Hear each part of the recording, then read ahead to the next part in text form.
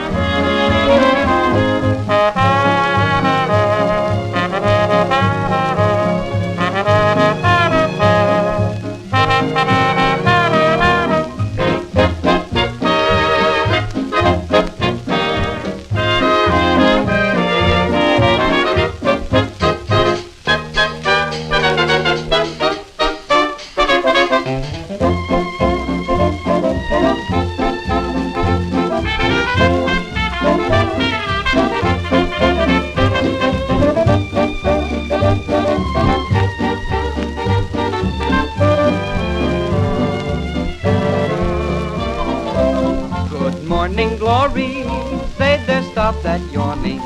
There's a new day dawning. Pull up the shade and let the sun come through. Good morning glory, spend about an hour underneath the shower and keep on singing like the birdies do. Oh hum, while you're waiting for your toast. Call the one you love the most. Pick up the phone and start in saying, good morning, glory.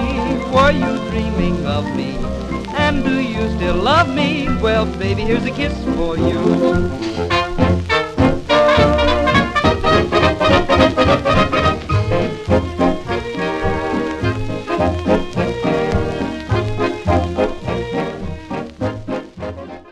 Well, hi everyone, I am Scott, back in the old curiosity shop and back with another good old-fashioned kitchen counter thrift haul. But as always, we're going to begin our show by saying...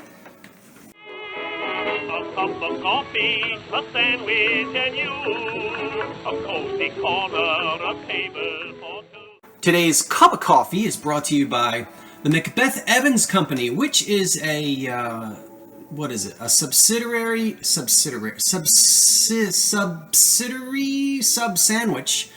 of the Corning Company. You know what I mean, a branch of Corning. Anyway, this is their Creamex. You saw me thrifted a couple of days ago. This is from the 1930s, and it's in a beautiful creamy ivory color. And I'll tell you more about that in a little bit. No ginger snap. I have depleted once again my collection of them. So I'm going to have a candy kiss instead. Okay, feel free to pour yourself a cup of whatever you're drinking. And let's talk about what's on this counter here. By the way, I am still enjoying, thanks to a subscriber, some wonderful coffee that was sent to me.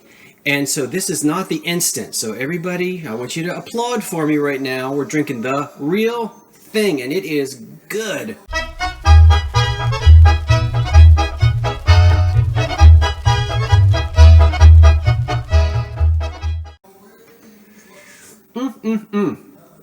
As Margaret Hamilton used to say, you guys remember Margaret Hamilton? Okay, enough of that.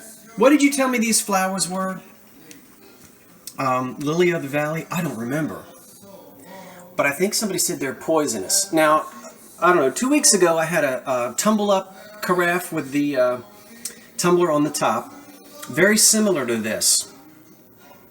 Or these. Not the exact same pattern or you know, graphic of the flowers, but I think that's the flower that was on them. And I think you told me that they're called Lily of the Valley and they're poisonous. These didn't match that thing. These are from a separate set. Nothing on them. So they're mid-century, 1940s, 50s, probably 40s. And there's 8 of them. So whether they were little breakfast, little juice glasses, or, you know, I'm not exactly sure how they were used. But they're Very attractive, and they're in good shape. Back there by Anchor Hocking is Moonstone. Talked about that many times. I'm sorry, you're always curious and I never really go into detail. I don't remember what I paid, but I'm going to see if I can squeeze, I don't know, $15 to $22 out of these little glasses right here. We'll see. Did I pay I paid $5 for this, a center bowl and 2 candlesticks in the Moonstone pattern by Anchor Hocking, which was produced, I think, from 1941 until 46, something like that. And I keep saying it's a pattern that has lagged behind a lot of the other depression glass patterns, but I like it. It's affordable. If you like it, go get it. You can get a whole dinnerware set in that almost. Cup, saucers, everything. It's really pretty stuff. That was an excitement. That's a California pottery. Vernon Kilns. The pattern is called Tam O'Shanter. And that pot should sell for about $50 to $60. Usually, but not always, there are exceptions, so be careful. But in many cases, excellent condition teapots are going to bring you some good money. But again, not always. I was looking at some porcelain teapots with very little value. You know, sell for $10, $12. I should say dollars, not bucks. So, you know, do your research. But this is still a popular pattern. It's from the 40s, I believe. And I bought it because it is in excellent condition. There's no crazing, and the inside is not tea stained. You could easily use that. And we'll let you see the bottom of it. Okay, Tam O'Shanter, California Vernon ware. So, and that was only about $3, and as I said, that should sell for $50 or $60. From the 1930s, well, he has a head of a swan, but his rear end looks like a duck. So I don't know. I've never seen a swan's rear end. But he's looking very duck-like back there and very swan-like up there. So I'll let you be the guest, but that's a 1930s made in Japan. I love the colors. You know I love my 1930s made in Japan. This planter is in excellent condition. I think I talked about the Cremex. I spent $5 on this. That one I'm going to keep for my own collection, and I'm going to put these 4 up for sale. Now, this is not the pedalware. When you find the pedalware by Macbeth Evans, it's also translucent. I always have to stop and think between opaque, translucent, and transparent. And this has a kind of a slight translucence. Translucence? What am I trying to say? Can you see through it a little bit? They call that ring of fire, you know, when it kind of looks like that.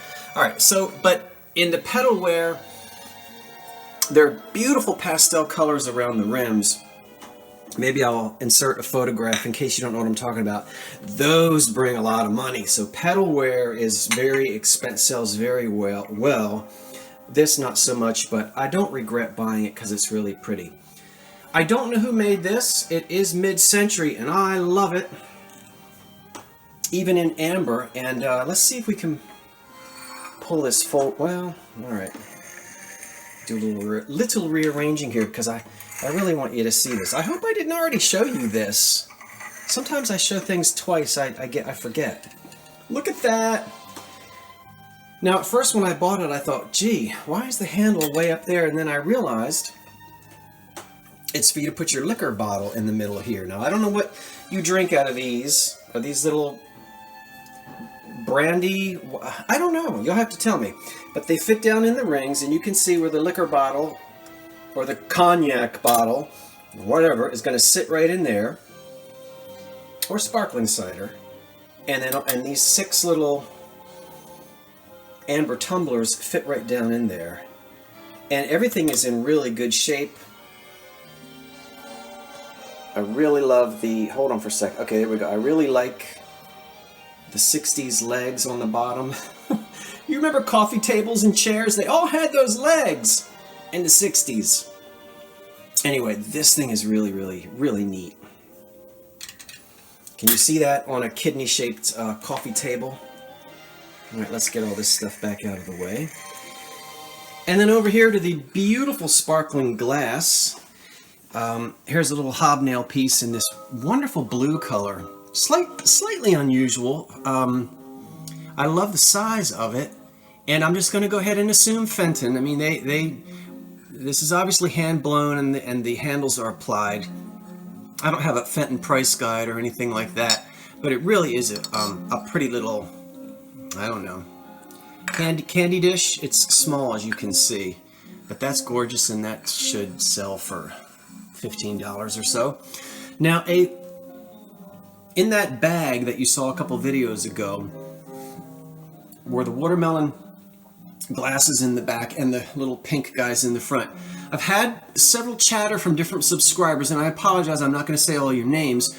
Somebody did write to me and tell me the name of the pattern on this. I should have written it down, but I didn't, and I forget, so I apologize. But it's a beautiful, and again, I'm guessing these are little cordial glasses.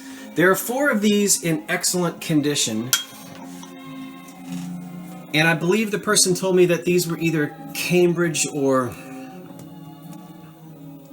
they were one of the good glass companies of the 30s. Again, I apologize. Maybe I'll try to insert it. I've also had a couple of people tell me that these were made by Tiffin, and I can't validate that. They could have been. They looked like it. But everything that everyone has sent me is not the same shape. It's close. And Tiffin is not the only company that made this watermelon. I keep saying watermelon glass. It's not watermelon glass, but collectors refer to it as watermelon, obviously because of the colors.